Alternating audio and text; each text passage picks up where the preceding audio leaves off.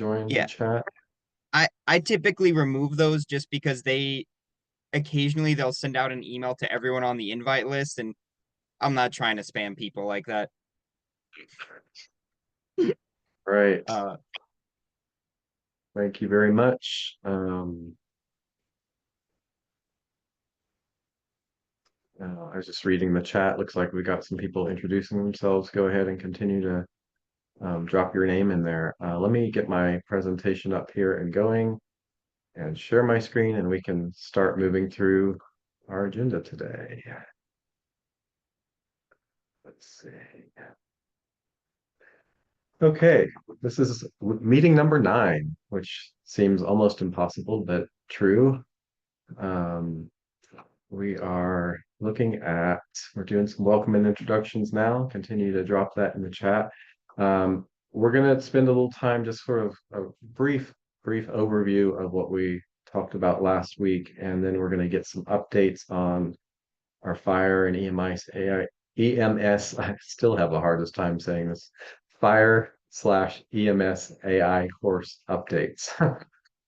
So we'll hear from Jim about the progress that team's making, and then hopefully hearing from Meg about updates on the public engagement course. And then we'll talk a little bit about new projects and any movement on those, and talking about some of our ongoing action items at the very end. So just a quick recap. Um, last last month we talked about moving forward on the Fire AI course.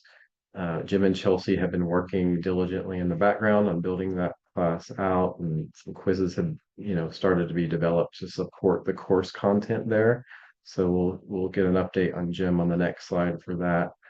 And then in public engagement, we really started talking about what this public engagement and sort of AI 101 for residents is going to look like, understanding the different audiences, how we may handle feedback from the community, and drafting some surveys to inform content. So we'll get some updates on that as well.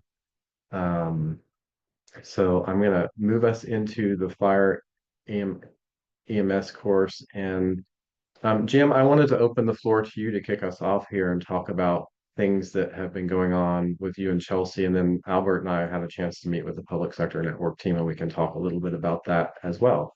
So, but I wanted to open it for Jim first to share any updates he wanted to.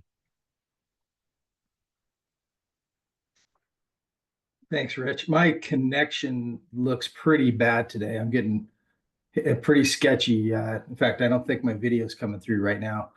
But what we have is a draft of the class done that I've sent out to a couple of my buyer server buddies to review. And then Chelsea got some quizzes done for us, and those have been incorporated into what we have on the shared drive. And the next step was really to understand how we now get this into a format that we can actually make it serviceable for the public safety network. Great. And so can you refresh us on sort of what the current like look and feel of it is, like what stage it's at? I think, do you have a PowerPoint or a recording? Well, it's done both. It's done in PowerPoint, but in PowerPoint you can export a movie. So I exported it as a movie with all the timings just to make sure we were still right about an hour, but with none of the graphics involved because we weren't sure whether public sector network was going to do the graphics for us. So the graphics are incomplete would be generous to non-existent graphics right now. So we need to build out all the graphics for it. But the idea is that we're building out a course, not just a class. So we have a total of 9 classes planned. This would be the introductory lesson that then is used to kind of just scratch the surface on what will be followed up in each of the additional lessons. And then over the total of 9 lessons with a cumulative lesson at the end for a total of 8 hours. So 2 of the lessons are planned at 30 minutes. So we have an 8-hour course plan. Starts off at the high level, just introducing AI, introducing some very basic use cases, some considerations for governance. And then the idea is to dig into each of those subjects in depth through the next 7 classes or 8 classes after that. Okay, great. And I just want to circle around to Albert. I think in our discussion with Public Sector Network, I don't believe they were offering sort of resources to help build out the graphics of the course. Did you get that understanding also, Albert? Yeah, Jim, and apology. This is an update that we got I think last week, but um I think we can roll with creating, even if it's just some simple graphics on our end. Um, and what they'll provide is one, um, we'll have a place where we can host all the trainings and the recordings of them so that everyone can access them. And then the part that they'll be able to uh, help us with moving forward is creating interactive versions that folks can take if they want something more than the recordings. Okay. So yeah, what we'll need to do is just know exactly what their expectations are for the content that they're receiving. So like, how do we actually structure the quizzes so somebody can take the quiz online? Things like So that. if we send them, this is my understanding for them, as long as we send them like the questions and the answers in the Word doc, which I think we have right now, they Yeah, can use that to craft the quizzes. Um, it's that's what I. just yeah. I think it's just in terms of the PowerPoint and the video, that's all us. Okay. And Jim, I did want to offer, I do have an intern that works with my group at RGS, who's an instructional design intern, and she may be willing to jump in and provide some support to you, but I can circle around to her to see if you want that kind of support. Yeah, that'd be fantastic. I'm pretty tied up for the next 2 weeks. So the next time I probably actually 3 weeks. So the next time I'd probably be able to touch this would be mid to late March. And I don't think we really want to keep waiting on me. Okay. Yeah, I can circle around with you and connect with you on that. And in the meantime, as we're working with Public Sector Network, are we, if we finish up the graphics, the content itself is all on our SharePoint. And I'll add the link to that in the chat, but that's just something where if you are exploring developing your own curriculum for your own fire departments, or you just want to share the video with any of the emergency response folks that you're working with, um, that's already there. And we can, you can download the video, you can download the PowerPoint and share that with them. So we'll put the link in the chat. And that's a resource that's already here. So I would just want to echo Rich, like a huge thank you to Jim and Chelsea for putting this stuff together. It's been a huge lift just to do this to contribute to the broader ecosystem. Absolutely. And Thanks. It's been fun. yeah, it's been moving along really nicely, I think, and you guys have done such great work on that. And it looks like the other things, sort of the public sector network would need from us. I think there will be a landing page, like you will click on the video, and there will be a landing page for the course. So just any sort of descriptive text that you want to sort of explain the course to people would be really helpful to help promote it, so they can have that information and text on their landing page. Um, and I don't know if anybody has seen the public sector network, but I went in and sort of created a sample, like I got access and it's free to sign up. So are you seeing this Yeah. public network page? So it would be something like this. I sort of see this as like a like LinkedIn for public sector professionals only, as sort of a connective space. And we would have, like, instead of a personal profile, it would be an agency profile. And then on the side, we would have featured content, like the videos would be hosted here on the side, and people could engage with the larger coalition, in the middle, like they do in LinkedIn through posts and connections. So, when you click on these sort of featured contents, you get to this page. So this is where we would need to have, like, if we want to have any information here, and sort of any dialogue here that explains the course you're going to take and instructions about how to move through it, and we can work all that out with the public sector network. But I think it's going to be a really nice sort of landing page and a place where to connect with other people that are in this sphere as people join from the coalition and have access to this material. So I think it's going to be a really nice landing space for us, where people can get access to information. And just to echo that, Rich, right? So this will be like a public facing space. Anyone can access and see basically all the trainings that we've put together up till that point. Yeah. Yeah. Yeah. So it can be the landing page for everything that we start creating and creating resources for here. So it'll be very customized to the coalition. Yeah. And Albert has very kindly given them some of the um, coalition logos and graphics, and they've asked for some suffixes to whitelist, which he has sent them, so so that people can access this information. And then they'll also help us really start, having a meaningful way to share this with other people. So I'm really excited about it, and I know it will go through this getting this all set up, but I think, as we get more content and more, more resources added to that page, we'll get sort of a process and a procedure down for how we do that. But I'm really glad that Jim and Chelsea are taking the first step with us, and working with Public Sector Network to get us set up with our first training session on the page. So very excited about that. But Jim, I'll be in touch with you outside the meeting about connecting you with potential resource to help with that graphic build out. Awesome. Thanks. Sure. Rich, if I can just answer a few of the questions in the chat. Oh, sorry, I didn't see them. Sorry. No problem. So Public Sector Network is based out of Australia. But they work with folks from Australia, US, Europe. So they're following both US, UK GDPR. And then are all the materials on Public Sector Network free?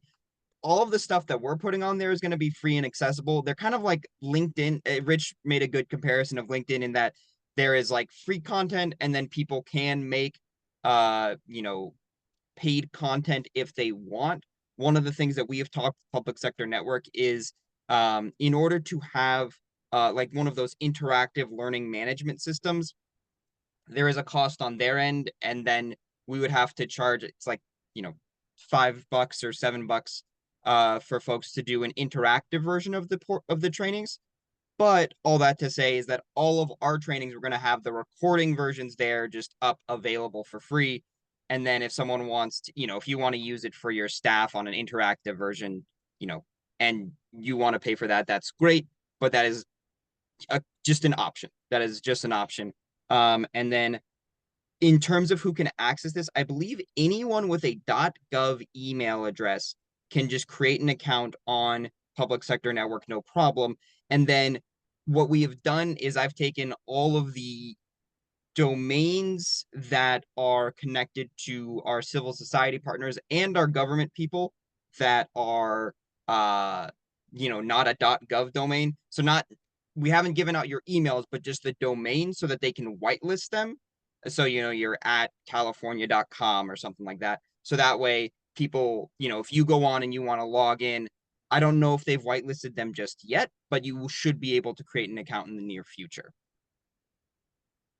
Yeah, and will echo that the account I set up that I showed you the profile for, it's free to join. Like I just entered in a profile and you submit your email. But other than that, it was free to join just to sort of view content that's in there, and to have a profile on the page. So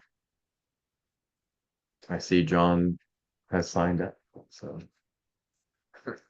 great, great news there. But we will be coming forward with next, sort of what's happening after. We'll try to connect with Public Sector Network and move these pieces along, and hopefully have an update for you for the next time we talk. I'm going to shift us into the public engagement course, and I am going to turn this one over to Meg, who's been doing a great job on moving this course forward in the background as well. So Meg, the floor is yours. Thanks, Rich. And nice to meet those of you I haven't met before. I've noticed that sometimes we've got new folks in the room for our monthly meetings. My name is Meg Young. I work at a nonprofit called Data and Society, and I've been working with a working group, a smaller one, on resident-facing AI materials. You'll see Patrick in the call. He's on our group, our subgroup, and several of our other folks can't be here today, but the door is still open. If you're interested in what I'm about to share, just volunteer in the chat and I'll add you to our emails. So what do we mean by resident-facing education? Like we've talked about in a previous session, we would like to create an AI 101, either a standalone module or a few courses that could just be slides and scripts that any size government in any jurisdiction could pick up and deliver either online or in person, like at a library. And this work is inspired by work that I got to do with Albert. So I've seen this work in person in both lecture style and in interactive activities, and seen how it can be a really powerful jumping off point to have conversations with residents about how the city is using AI. But as you can imagine, there are a lot of things that an AI 101 course could cover. And so our first step is to send out a survey on what it should cover. And that survey is now ready to beta test, which thank you, Rich, for not only joining our working group, but also sending it out. And I noticed that some folks have already gotten a chance to take the survey. I'm going to drop the link in the chat. And our first ask of this group of people is if you'd please take the survey and time yourself and to flag any questions that are confusing or poorly worded.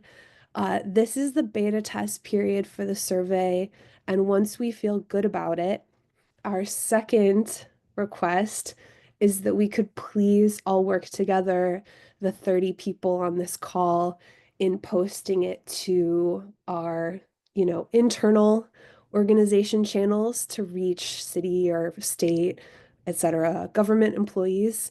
But if you would be willing even to post it on a personal page like a LinkedIn or a Facebook, we aren't only interested in the responses of government employees, but also what do residents want? So if we reach any everyday person or a person working in a community-based organization, like, a group working on food security, all of these are great stakeholders for thinking about who we can reach with an AI 101 course. So I'll pause for a moment if there are questions. Otherwise, I've got a couple of other bullets for us.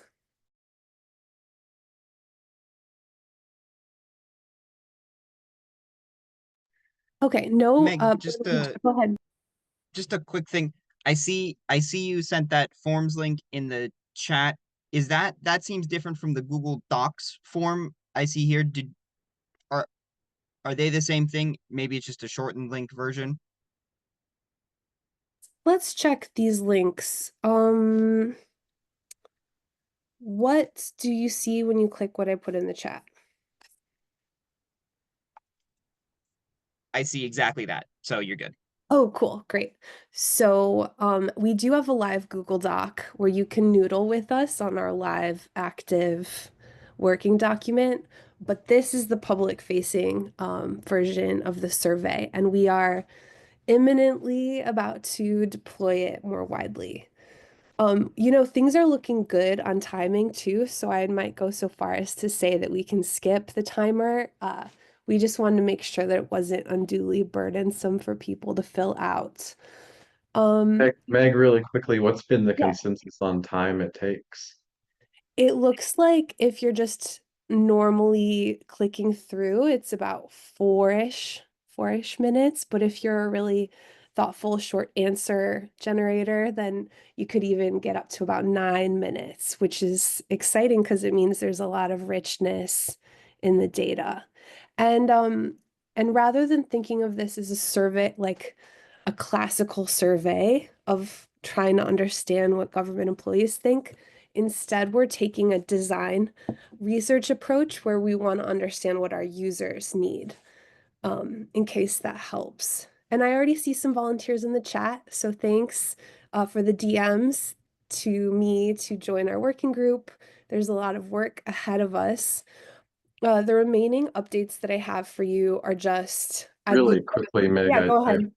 I see Rick Raffi has asked a question about how do you want people to provide feedback about the survey?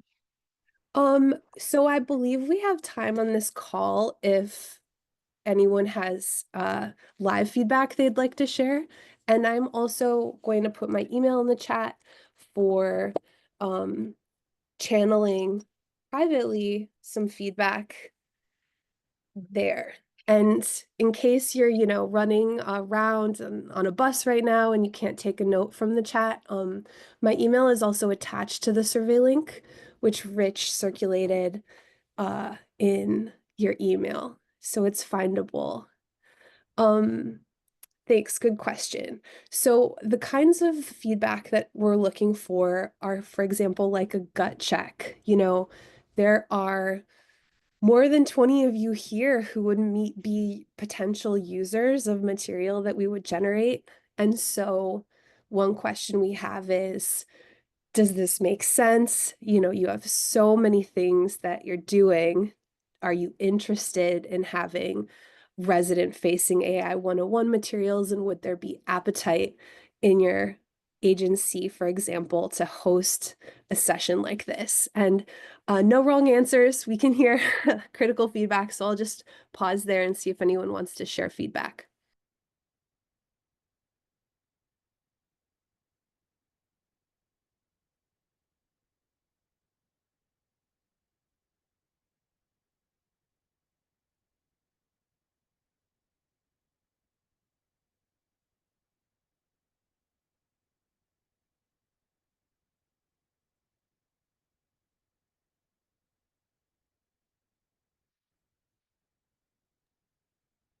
One way I could interpret that is that maybe the people here wouldn't be the ones who'd pick up the shovel and host an AI 101 session. Is there anyone here that could imagine handing it off to their IT department who might then host an AI 101 for residents?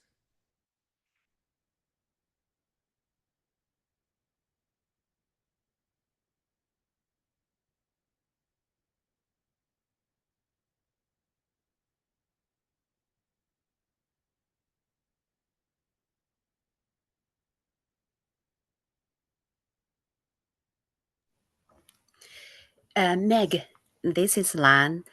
Great work so far. Sorry that I was overseas for a while, but I'm thinking that once the content is available, a great mechanism to distribute it is not just through the IT department, but through the other departments in the cities, such as in San Jose. I know there's the economic development and cultural affairs. And also there is chief innovation officers. They actually have similar programs that face the general communities in the cities. So I'm thinking that those other departments, they also engage with the libraries in the jurisdictions. So they would be natural good partners to carry this forward. So that's one train of thought. Another train of thought is that ultimately this may be terrific for the local agencies, say all the chambers of commerce and SBDC branches, to actually pick up and carry out for the residents and smaller businesses. These organizations have long ranging or ongoing communication and services for the communities. So I have seen that it takes root pretty fast that way. And the only issue with that is that there may need to have some funding and to get help these organizations get started. So just my two pieces, yeah, my 2 cents. Thanks, Lon. I know you have so much experience delivering amazing training in tech, so that's super valuable, and I've taken note of that directly. Thanks again. Yes, Jonathan. Yeah, hi, first time caller. Just joking. I think just it's really initially thinking about this, I would be a little hesitant and concerned about just sort of if we're doing a resident facing session on what AI is, that we would be considered about steering them to certain products or software. And I wonder if you guys are, how you guys think about that. But I can definitely see maybe in the sense of if our city were to start fully implementing an AI product or policy or whatnot, that in order to be transparent, to really help residents understand what exactly we are doing, that this could be potentially useful. Yes, totally. Jonathan, you make a good point. We've used, for example, ChatGPT as an exemplar to interact with. And Albert, I just saw on mute, so he'll talk to his experience with that. We weren't necessarily steering them toward that, but before I turn it over to you, Albert, I'll just say that the whole like philosophy that I'm kicking this off with is about critical consciousness and literacy and skill. So understanding how AI works to be a little bit more of a tough customer when it comes to the marketing pitches for AI, and that can be for gov tech, but also for consumer tech and in our schools and jobs. Yes, over to you, Albert. Yeah, thanks, Megan. And Jonathan, right, you bring up a good point. I know it's maybe this isn't exactly where you're going, but like it's a constant fear, right? The second that I play favorites with a vendor, even in a public engagement session, is the second I get in trouble. So and we've had to balance that alongside this need of residents want to learn how this stuff works. They want to learn if it's gonna take their soul or if it's gonna be useful for them. And what we've done, so within the city of San Jose, we have Teams licenses or like an SJ City tenant for ChatGPT. So that's the main tool that we've been using thus far. It's the one that we've been investing in paid licenses in. So it made sense for us to then do the training in ChatGPT. What we've done in our trainings is we've just said, hey, look, we have a slide that says, hey, look, there's a million different of these tools. You can use Gemini, you can use Claude, you can use blah, blah, blah. We're just going to use ChatGPT as an example. But if you might have plenty of different options for use. And frankly, you can go onto these other sites and try this example with those instead. We're just going to share screen and show you it from ChatGPT, but it's the same thing for these others. So that's how we've tried to, I'm not going to say it's a foolproof solution, but that's how we've tried to dance around while at the same time delivering the value. And I think as we're seeing other folks in the chat here, I think there's just interest from folks around like, they're ready to lock and load if we can get some content to them. And, Meg, if we want a session or something to explain how San Jose has been distributing this material, maybe to help people start on their journey there. Yes, I love that idea. I think that that would be a great segment for this space, even because, y'all, even if you're more oriented toward internal facing resources, I am very much hoping for your help in at least distributing the survey. And we tried to also craft the survey to be open to tough feedback as well. So if there were questions or concerns about the premise or what could go wrong, that is all stuff that we should try to get through the survey so that we're addressing it proactively. And yes, love that idea of you presenting, Albert. Let's see, any other questions in the chat? I see one from you, John, in the city of Gainesville, but it was private to me. It was about, would you be okay to unmute and share what your question was? Yes, I kind of agree. I don't want to like start with residents at this point of time. I would rather have one discussion with our IT department. Now, I've had several discussions, and there's been concerns about how it might impact our cybersecurity policies.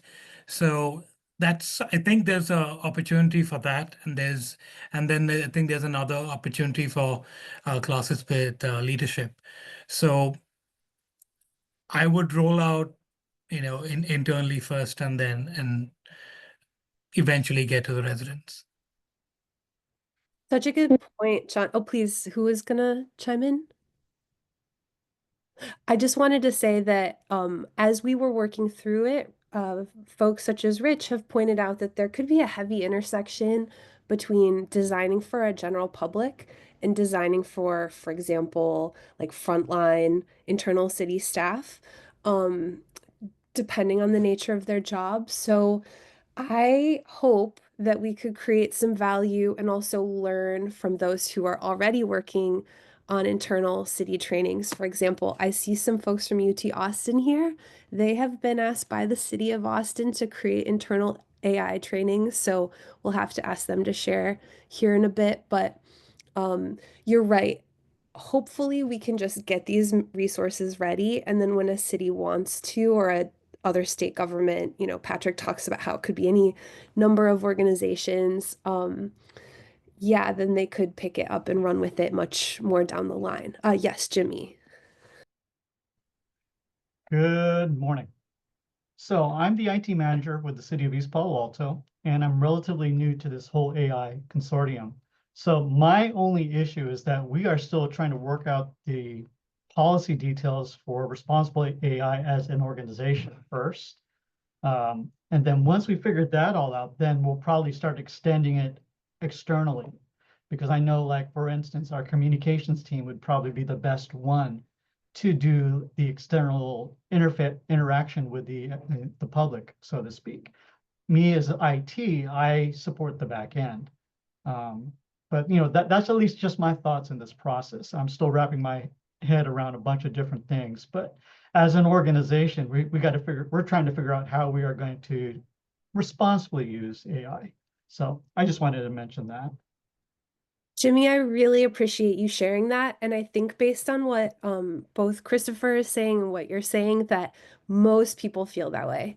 And that probably explains some of the pause in the beginning too, that many cities might not be ready to jump in right away with resident-facing education. So I appreciate y'all's time in helping me kind of get it right now so that it could be there for you way down the line.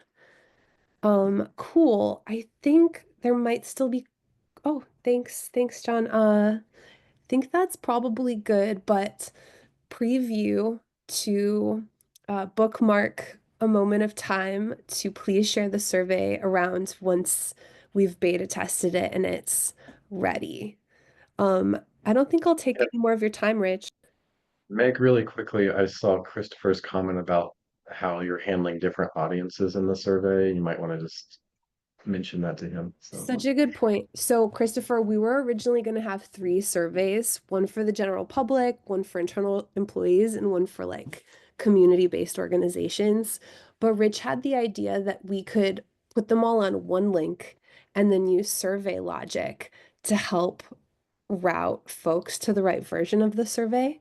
So when you click through, you'll see that we have separate surveys, but only one link to try to fan out.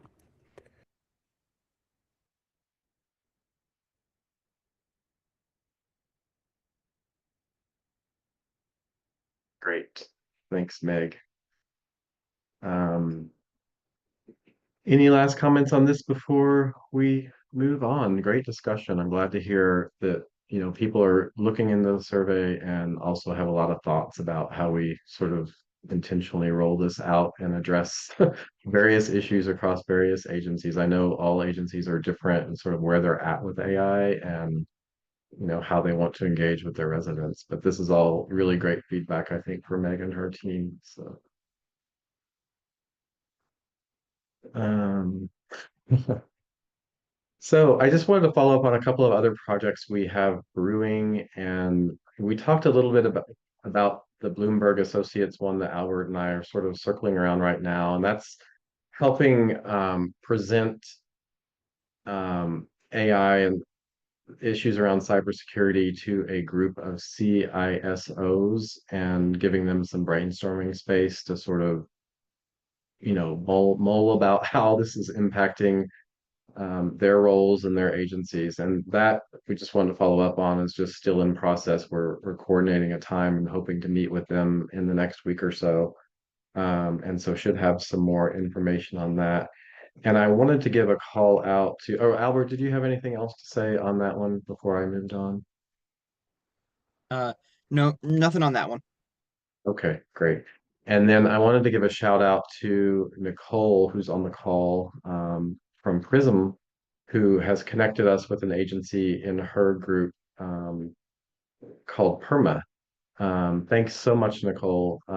They are very interested in learning about how AI can help their agency. I think they're sort of just entering into this world and starting to explore how AI can help them as they move towards improving their sort of overall technological infrastructure. But we're going to potentially help them with a brief presentation to their board just about AI and resources that are out there, and then dive into a longer presentation with them that's about 2 hours, sort of talking about what is AI, some usage examples that might be beneficial to them to sort of get them interested and talking about how these new tools can help them, how the coalition can be a resource for them, and sort of walking them through coalition resources, and then diving into some specific risk issues for that entity. Like, they were very interested in this contractual risk transfer that is coming up for them around AI and technology. And so sort of diving into some niche stuff for PERMA. But Nicole, thank you. I don't know if you have anything else to add to this, but we really appreciate you connecting us with PERMA. Yeah, nothing else to add apart from thanking you for your willingness to engage with them and do that. And I know on the JPA side, we're all going to benefit from that interaction. So it's definitely great that you're able and willing to do that. Great. And I'm seeing this as sort of I don't know, Albert, you can speak to this too, but these efforts seem like very focused efforts for us to engage with specific audiences, which is kind of how I feel like our trainings have been evolving. Like, we're finding our niches and the places where I think we can add value based on specific categories of people. And that could look like we're going to help all HR professionals, or we're going to help this agency really understand how they can get engaged with AI and get engaged with the coalition and get some, education and resources for their specific instance. So it just seems like, another avenue for us to continue to sort of spread the word about the work of the coalition and the resources that are available. So I see a thumbs up. All right, so we will be updating more as that piece comes along, and giving you some updates on that. And then the other thing we had mentioned last week was this AI for HR professionals course that Howard and I had been talking about, and we're still sort of circling around what that's going to look like and finding some potential content experts and partners for that effort. If you know of anybody that's interested in, potentially helping with an AI for HR professionals course, send those to Albert and I, and we can sort of, evaluate how we can get that piece moving. So just those are the other main projects that we have on tap. Albert, anything else on any other projects that I may have left off the list, or anything else that might be brewing that we need to make people aware of? Just want to flag that all of this stuff, it just comes from some folks in this working group saying, hey, I think that would be a good idea. And then they reach out to Rich, and we start talking through it. So I just encourage you all to share that type of work.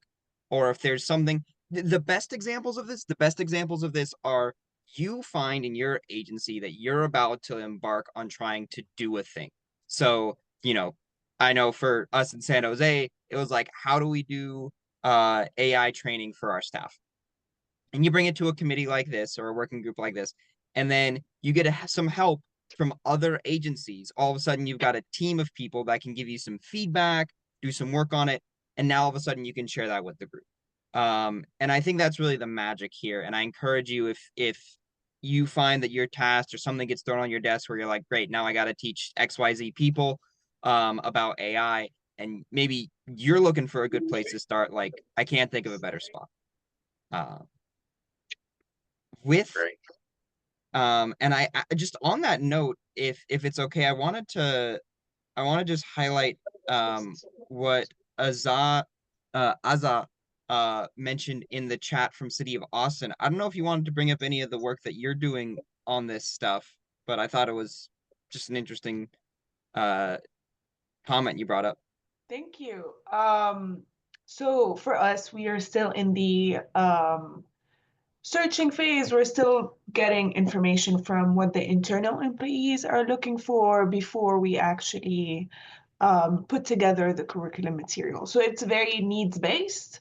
And it is, and so we've done 2 surveys. We've gained about 1,000 or so respondents from general internal employees, and we've just deployed the more advanced survey, where we focus our work, or we focus our questions on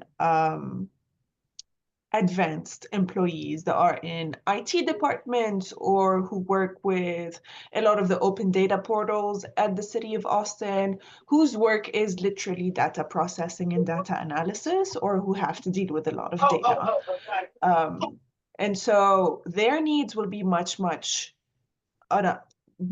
different, and their use of AI will be more data heavy, and so we need to consider what that means in terms of citizen data or internal employee data or other use cases. And so the way we've done it is we start with surveys, and then once we glean some information or some results, we'll then do more focused workshops with a set of groups from these surveys, where we can go more in depth and create use cases.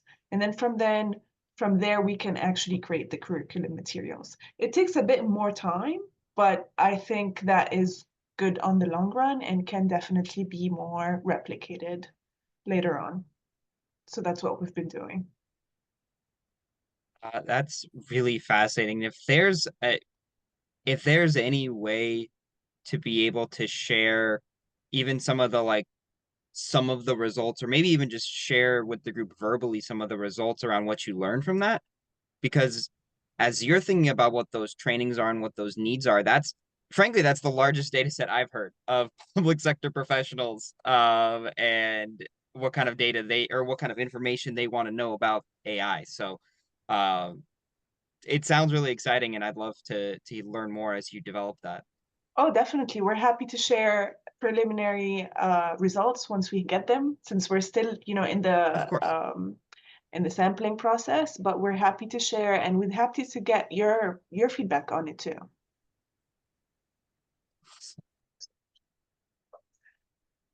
Okay, this always ends in the presentation with this stuff. Just a reminder of some of the resources we've already got under our belt here at with the AI Education Working Group.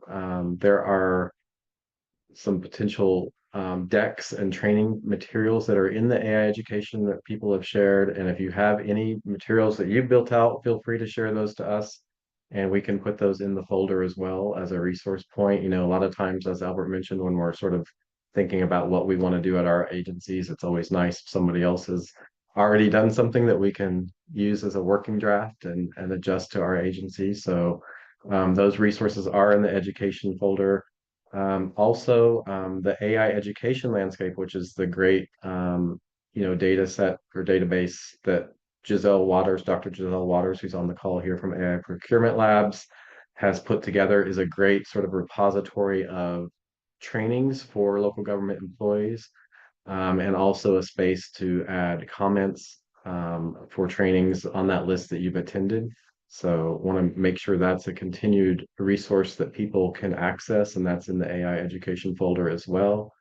As Albert mentioned, share any project ideas with us. If anything comes up that you're interested in working on, or you want to dive into any of these groups that are already working on things, you know, we can help circulate interest and help around to the working groups that are already going on. Our next AI education meeting is in a month on March 20th at 11. And if anybody has any final comments, now's the time to do it. I'm really excited about all the stuff that's going on. It seems like we're really getting some momentum across a lot of these projects. And Rick, I see your hand is raised. Hi, great, thank you. I'm new to this group and I'm a little bit of an outlier because I'm not actually in city government, but I'm very excited about Matt Mahan's GovAI Coalition, and I live in Santa Clara, right outside San Jose, and have been to numerous meetings around. I'm from the tech sector, but I'm actually working on helping with pathways for people who are typically underrepresented in tech careers into that industry. And I'm focused largely on apprenticeships. And so this group was the closest I could find out of the various groups in the GovAI Coalition. But I know you're more about educating the public than educating and other people, practitioners, than actually educating people to comprise the workforce. But local government and government in general is a really good opportunity for the kind of populations that we're looking to help. And we're looking at very novel ideas like apprenticeship degrees where people can be on a pathway, but not necessarily doing it, where you have to commit to 4 years of college as a starting point, but can be treating an apprenticeship almost like an internship, but paid and a more deep relationship. So I don't know if there's room in this group to do anything along these lines, but it feels like the GovAI Coalition is a great place where that could exist, and I'd be happy to be part of any group if anybody else would share that interest.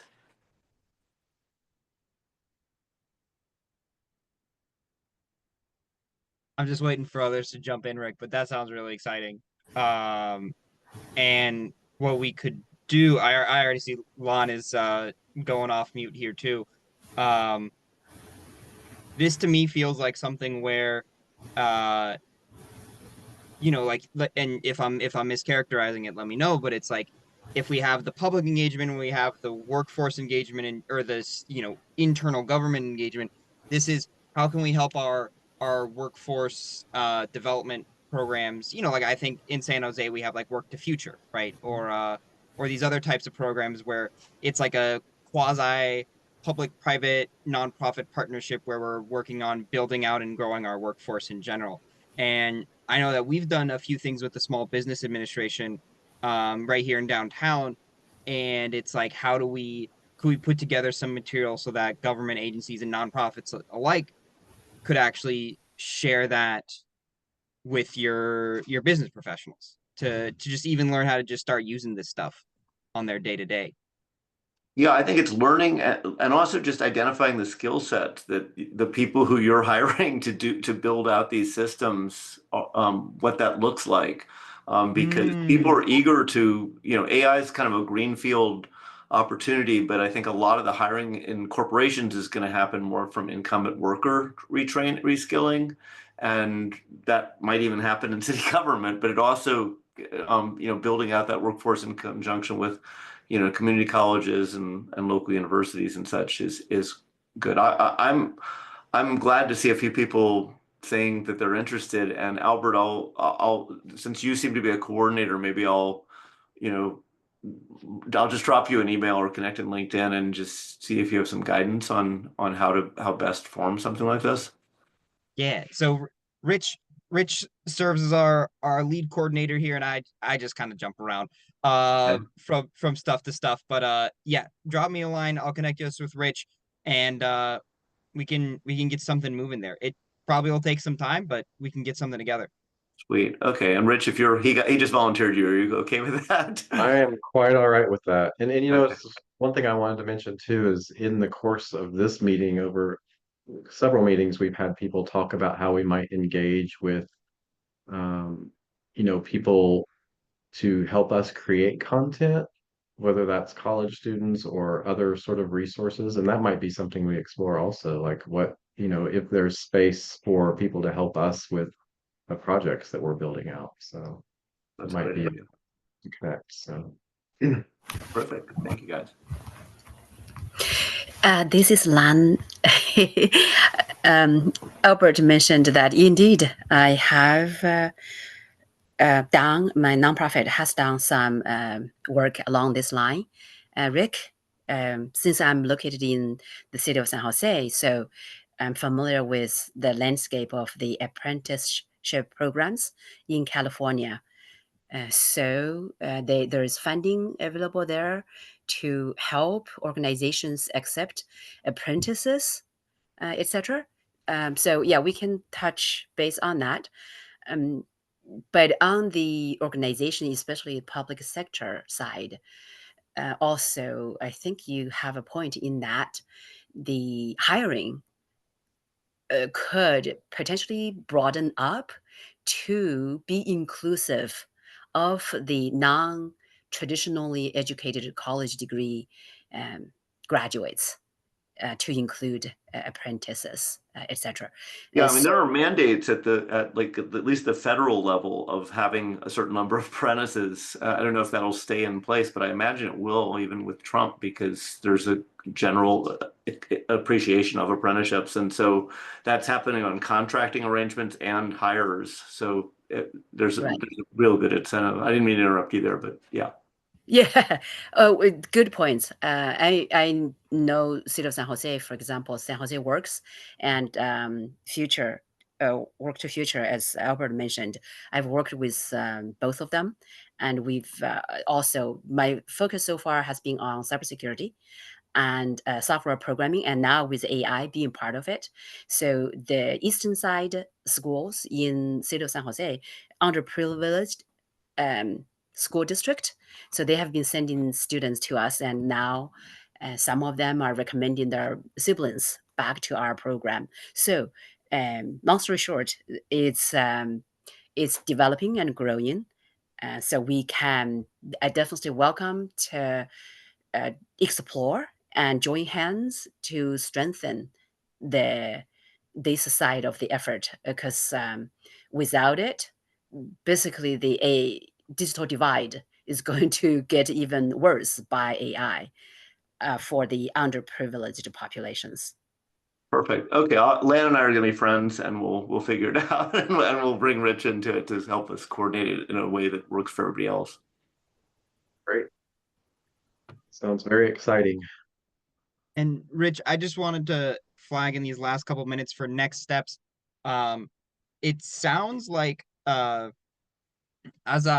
is they'd be able to come back next education working group meeting to share results. Yeah, I saw which that. would be awesome. That would be great. And then Brad they have their workshop tentatively planned for early April. So wondering if they could share potentially some of their workshop.